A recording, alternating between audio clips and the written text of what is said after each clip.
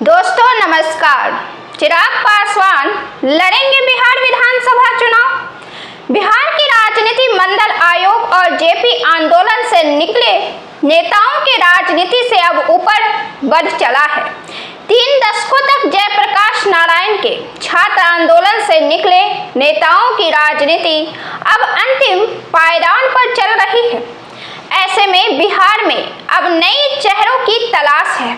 नए युवा चेहरों में युवा नेता खुद को सीएम के उम्मीदवार बताते हैं तो कोई उप मुख्यमंत्री के। इसी दिशा में बिहार की आगे की राजनीति होने वाली है।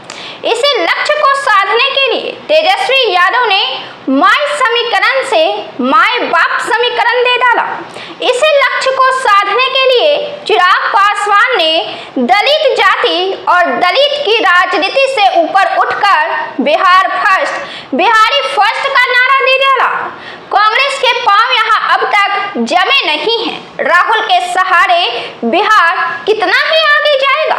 भाजपा पार्टी से सम्राट चौधरी को आगे किया जा रहा है, यानी एनडीए में ही 2 घटक दल हैं जो सीएम के उम्मीदवार प्रधानमंत्री मोदी के दोनों ही लाडले हैं। लेकिन जब सियासत की बात आएगी तो अपने बेटे और पराये बेटे का अंतर साफ दिखेगा।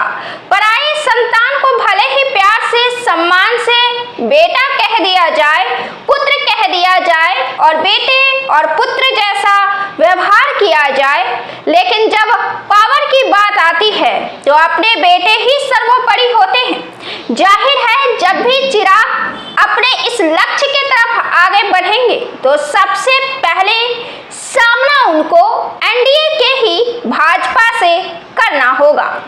इतना ही नहीं, तब वे महागठबंधन में भी शामिल नहीं हो सकते हैं, क्योंकि यहाँ भी तेजस्वी पहले से आगे बढ़े हुए हैं। ऐसे में चिराग पासवान बीच में हैं। बिहार के सीएम के दावेदार भले ही रहे हों, लेकिन जब तक अपने दम पर बिहार में मजबूत आधार नहीं कायम करेंगे तब तक वे सीएम बन ही नहीं सकते हैं।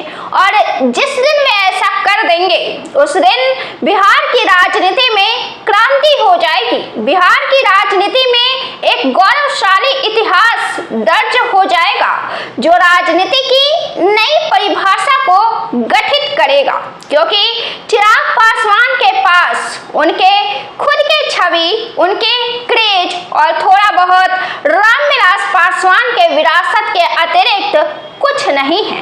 तेजस्वी यादव का बिहार की राजनीति में मजबूत क्षेत्र है। पिछले 2 दशकों में भाजपा ने भी इसमें इजाफा कर लिया है, लेकिन चिराग पासवान सबसे कमजोर है। लेकिन इस दिशा में बिहार के सीएम के होने के दावेदार के दिशा में चिराग पासवान भी हैं। केंद्र में मंत्री हैं, लेकिन फिर भी बिहार विधानसभा चुनाव लड़ने को ललायित हैं। चिराग पासवान बिहार का विधानसभा चुनाव लड़ना चाहते हैं। जाहिर है इस पर पहले एनडीए में भी चर्चा होगा, खुद लोजपा पार्टी में भी चर्चा होगी। इसी अंतर्द्वंद के बीच चिराग ने बिहार विधानसभा चुनाव लड़ने की बात कही है। उन्होंने कहा है कि पार्टी सर्वे करा रही है, सर्वे के बाद यह फैसला लिया जाएगा। वे कहते हैं कि वे खुद निर्णय नहीं लेंगे, लेकिन पार्टी जनों का फैसला होगा तो वे पीछे नहीं रहेंगे।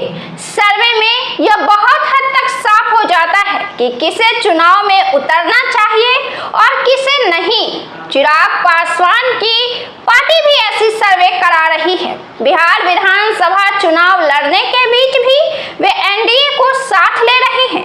वे कहते हैं कि अगर पार्टी से कोई बड़ा चेहरा लड़ेगा तो इसका फायदा एनडीए को भी होगा। अभी कुछ दिनों पहले भी चिराग के सीएम का पोस्टर जब पटना के सड़कों पर लगा तो सियासत में हड़कंप मच गया।